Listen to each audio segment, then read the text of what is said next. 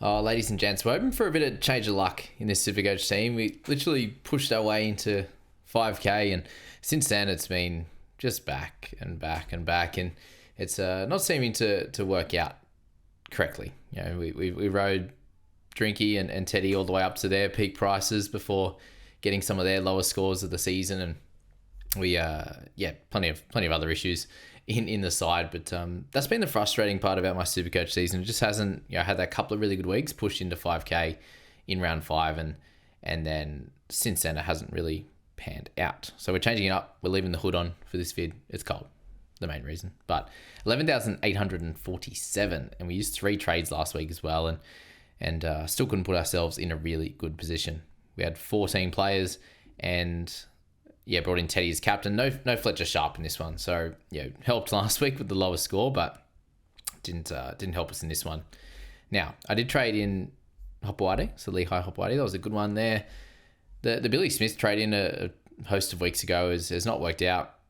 Garrick has been floundering, to be honest, since the early rounds, and you can tell by his 605k price point.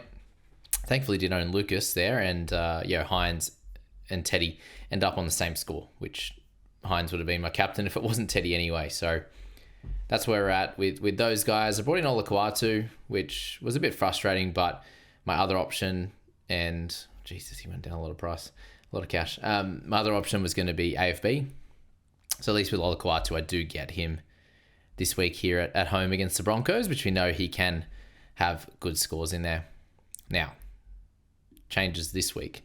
We're out of boosts. We have a few things to muck around with. Now, Thomas Cant, the 41. We had Horsburgh. We held him for a lovely sin bin along with Starling. So that was fun as well.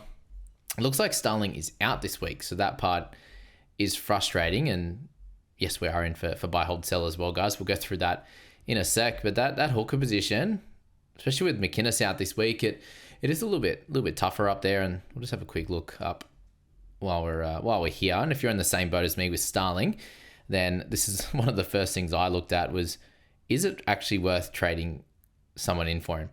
Now, Watson is in origin period, so no. McInnes has the buy, Wade Egan on the struggles, and he's on the way down. He got up really expensive. Now he's 46.73 game average. Plus still injured. Brayley on the buy.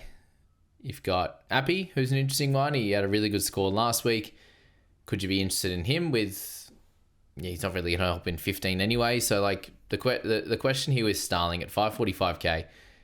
Yes, he's not going to play 15. Yes, he's not going to play 19, but he helps in 18. He helps in general, given he's been scoring pretty well. He scored a try on the weekend, had the sin bin that hurt. But is there someone better to trade him to? That's the question. And now I might have to lock in Zach Tucker-Clay off the bench this week. He may continue playing some decent minutes. We'll have to see how that one goes, or if they actually just pick Benaya now that he was the starter on the weekend and played some decent minutes. Jazz Savunga is probably the only one to have a look at there. He picked up an 83 and a really good score there in a price rise, but he's 464, which isn't crazy. So that's a spot that you can look at. But outside of him, to be honest with you, Appy, there's not a lot there. Little and Cook are still cannibalizing each other a little bit. Cook would be interesting if he continued to play in the role he played last game with good minutes at 9 moving into the 13 role.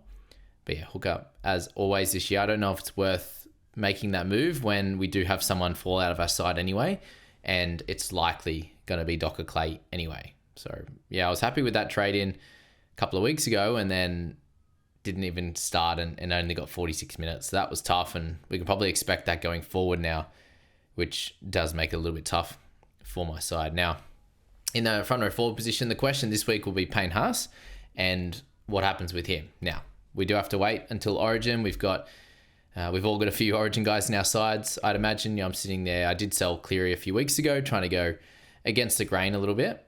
And I'm sitting there with Munster there with Rob Toyer in that position, and now have the formidable 3 in fullbacks, Teddy, Drinkwater, Pappenhausen. The good thing is there with those 3 is that they'll all be playing and not backing up from Origin, which is a bit of a win. And we'll get to the centre wings and such later.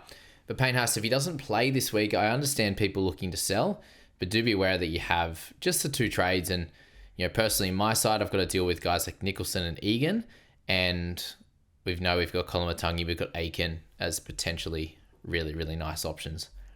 Now, looking at averages up in front row forward, if you were to move Payne Haas on at 842k, you'd want to be getting something really good for it. And that's where those guys are high on the list this week.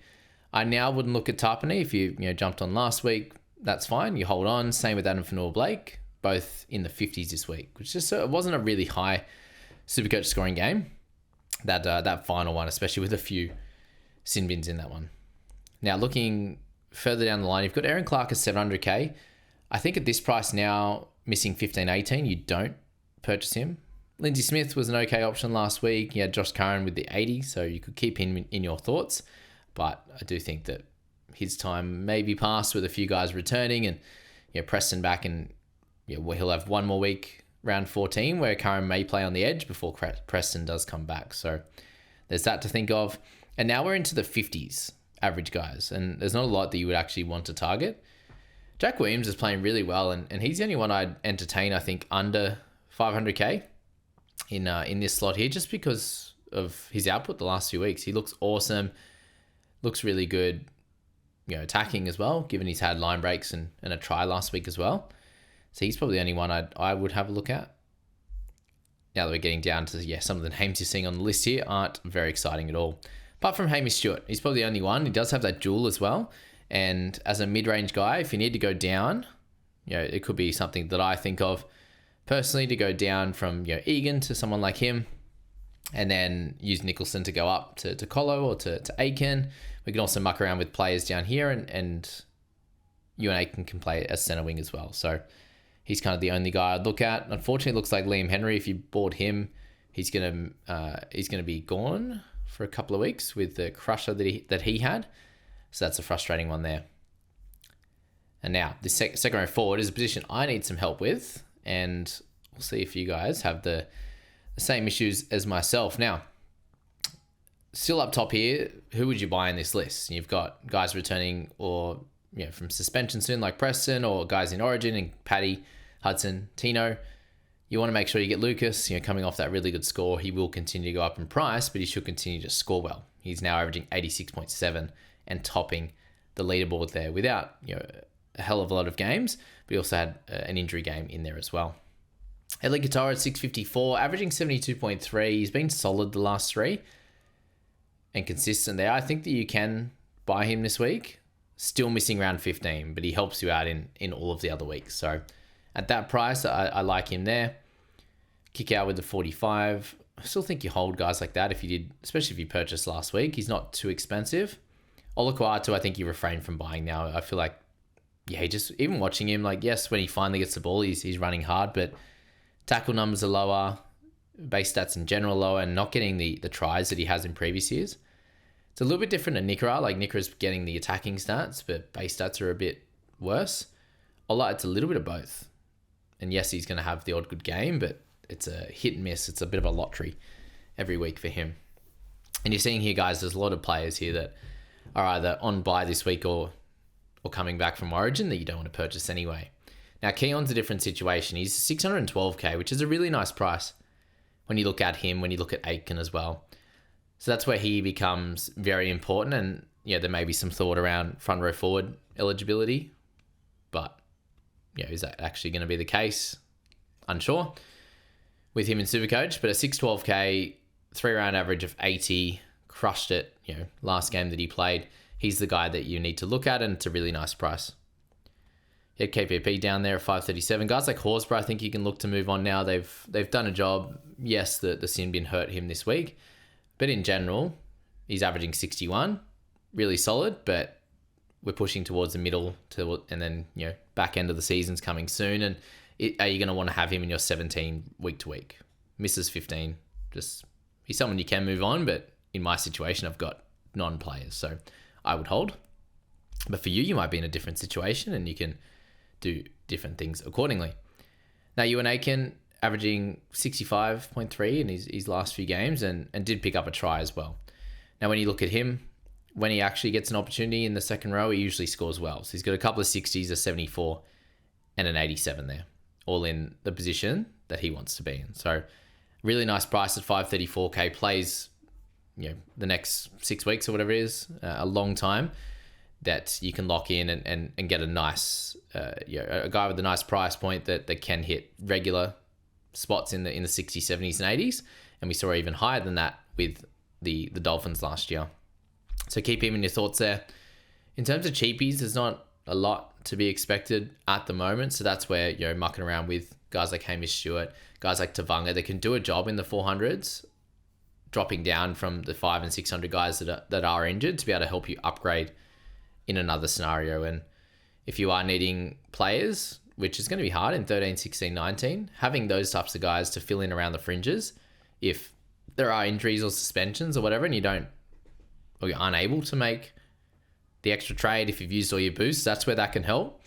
But you also need to worry about falling into the trap of getting those fringe guys or getting just okay average scorers in these types of weeks, because it's something that I know we saw last year that did hurt us. And this week it was more good scorers statistically that hit out 40s for me, that pushed me in the wrong direction, and missing out on the massive score of Fletcher Sharp kind of was the main miss in this side this week, which was very similar in fantasy as well. But just be aware of that mid-range trap going forward. Katonga, we've got Radley. These guys are in that mid-range and can score well, but they likely go to lower scores in other weeks there. So that's the second row forward slot. If you're sitting there with like Thomas Cant, like myself, like do you muck around with the thing is, at that price point, you're probably going to have to downgrade to then upgrade elsewhere, or you hope that you have 150, 200k and can get up to a 600k, fallen gun or something like that, which are not easy to find at the moment. God, Britton Nicker, what a tough time he's had in recent history. So keep a look at those guys. There's not a heap of second row forwards, but that's where, Keon and Aiken really come into the fold. And I do like Eli Katoa as well.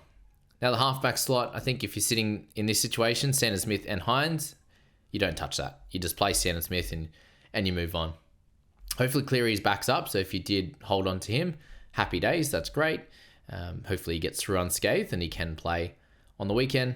If you're sitting with Fogg and Katoa, awesome. Just keep holding them. Jerome Hughes becomes more interesting now that he's got through that bye, a little bit more rest on his shoulder. He's someone that you can look at if you do have anyone else. But I think if Cleary plays, sweet, hold on to him. If Cleary doesn't play, then it looks like he'll miss a lot through this next period. And that's where selling Cleary to Hughes is probably the only real play. Dylan Brown, you hold on to. He should go back to some better scoring, but that was a tough one for him. If you've got King Tonga, you've held through.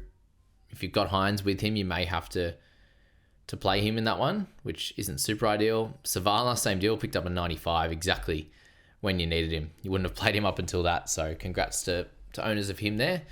Not one that I have in my side.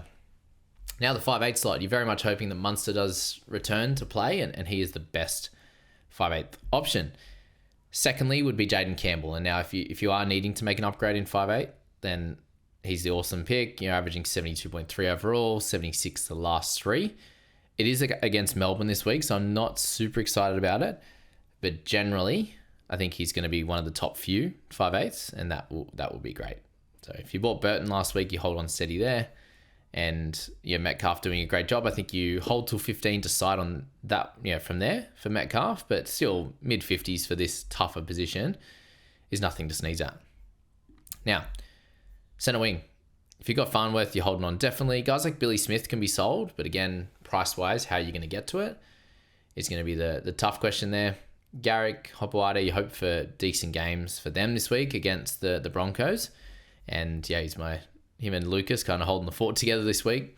Tamale continues to score fairly well. So at 559k, with the buy coming up, you can sell. But in my situation, if you're sitting with Rob Toya, you try and get a score out of him this week with that negative break even, and then make some decisions from there.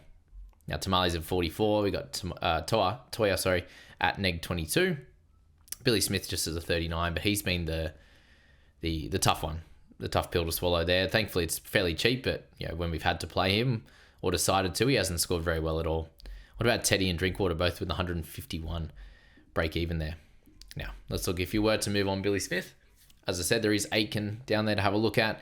Iro with another lovely game of 103, so congrats to owners of him. Could you still buy Fletcher Sharp? Now look, does Ponga back up? Maybe. But if they keep Sharp at 1, we know that there's plenty of upside there. He was against a really poor outfit in the Panthers, so be aware of that. But Lucas becomes very important. We've got Karaz out, so you should have some cash available down there. Nwangi Tuaze with a 71, really solid score. He's up to 700k with a bye next week. Not sure if you can purchase this week. Against Raiders, I think he'll still score fairly well. If Toy is back, he probably goes back to the wing where he was scoring great. So that's something to think about there. What we also normally see from Val Holmes is he plays really well through the Origin period. And especially for him at the moment, not making... Wait, no, he's on the wing, isn't he? Yeah. He just seems to back up and play really well. So he's someone at averaging 74, priced accordingly, but is someone that you can keep an eye on over the next few weeks. Bradman Best still injured. Lehigh, could you buy him again this week? Potentially, but he isn't going to come up against a very easy defensive lineup each and every week like we saw just then on the weekend, where it was 4 defenders in front of him that hadn't defended together. With Penasini going down as well, that made it tough. Centre wing wise, we do have to have a look at Jackson Purdue. If you're holding on to him, sweet. I think if you don't have, you definitely watch. He's going to play the 6 jersey. Can he score well against the Tigers? And if he is completely involved, him and Drinkwater could have great games. And I think we'll have to just see that. Drinky got off the low score. Do you want to buy him? We'll speak about that in a sec. Connor Tracy, it's a tough one there. 18 back-to-back low scores into the bye. Never helps. Can you sell him? Yes. What about Dom Young with a cheeky 100 there in that one? Don't buy him. But you can tell the further we go down, there are just not a lot of options, as you can see. As we get down the averages, you're looking in the 50s now, and it's pretty bleak. Brimson likely to stay at the back, but even with that awesome length of the field try, he still didn't score great. So if you bought Hiroti at 413k, it's a bit rough with going into the bye now. Hopefully we'll see Jack Howarth back soon. That'll be good fun. But again, we're down into the 40 odds averages, and it's not great. If you've got guys like Adam Dewey, you just hold them rather than trying to sell down to any of these guys, which is a bit gross. So yeah, very limited options this week. And then fullback wise, how do you play this one? Now, Teddy's lost some cash. Drinkwater's going to lose some, or has lost some cash as well. You've got Campbell that fits down here. Looking down the line, there's not a lot of exciting options. So, Yongi got the 90. I think you hold on to him. Oh, Turbo ended up 72. Good on him with that one. He is a fun option. Definitely for Supercoach. He'll get better and better. Chance he gets pushed back into Origin if things, can work out for him. But at 516k, he would be the target that you'd want to look at down below. Guys like Pappy against the Titans should have really good matchups. So he's a fun, captaincy option following a bit of a rest as well. And it still seems like it's Pappy, Teddy, Drinkwater. Sharp you'd probably want to have in centre wing just to allow for more flexibility down in fullback. What I should say is he keeps the flexibility if you've got him in flex. But the better scorers right now, the guys that are averaging 80 plus, Drinkwater, Teddy. Gutho's still there after that good score last week, and then Pappy as well. So you want space for those guys, but Turbo would be the cheaper guy. If you're not in my situation with the 3 big dogs now, then Turbo would be the play. And we saw a lot of people last week do the same. So that's that. Quick look at our leagues as to where we're looking at here. And then maybe some general thoughts on my trades as well. Private Crew, what do we got? Scoop up top, I believe. 319th overall. Congrats to him. Jacob in second and Matthew in third, all in the top 400, and Jaden at 734. So we've got some work to do in the Private Crew, but it is a more of a fantasy crew, which we're dominating on that side of the ball. Podmasters, just a quick shout out to Matthew, the Terrace crew up top with Chris in the top 26th and 69th. Luke at 207, Daniel at 271. And then Scoop 319 with Maxi at 366 before a couple just on the edge of the top 1,000. So we're not crushing it, the podcasters this year. And a few guys, went back a little bit after tough weeks there. Timmy went back to back sort of tougher weeks. Not ideal. But yeah, I think we had a lot more podcasters right at the top. We had Mark up there in second last year and a few other guys absolutely crushing it. But yeah, hopefully the guys can keep doing some good work. Private head-to-head there, got a little win. Sitting in third. Podmasters head-to-head, had the bye, sitting in 16th, tough times. But yeah, it has been generally a tough season there. Yeah, I think that's it. Rankings overall, what's the top crew on?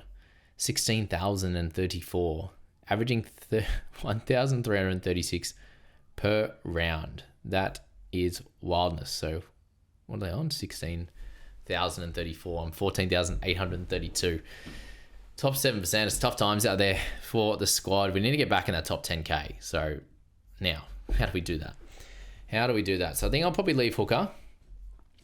The general, quick thinking says bring in Aiken and Kolomatangi. But I don't think I can do that I can't do that from Nicholson and Egan. I can definitely go, a singular trade easily, like Egan straight to Aiken. Oh, it'd be pretty close, wouldn't it? Have a little look at that. Those two could be cool, and that would be helpful. But Hines, we take off the reserve there. We move Farnworth for Tamale. Seems the safest. Drinkwater's going to get the reserve tag. Pappy potentially the captaincy tag against the Titans. They're in that one. So Herbie take off the reserve. Let's give it to Adam Dewey for now. So yeah, it's pretty clear that if we don't have Haas backing up, then a couple of moves definitely need to be made. And I don't want to play Billy Smith. I don't really want to play Dewey.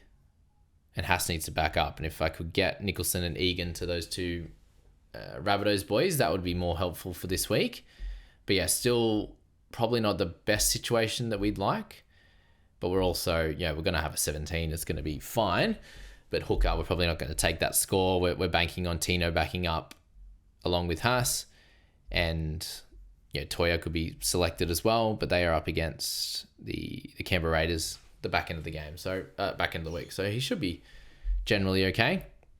The team will be okay. I think we do need some big scores from our fullbacks, given that's where we've put a lot of our cash, and we're due for a Katoa and Olakau'atu, ton each would be great, and a Munster backup would also be cool. So a few things to rely upon this week. We can definitely have a good week and push into the top 10K, but there's definitely some worries on the other side as well. Let me know how you guys went down below in the comments. That would be good to hear.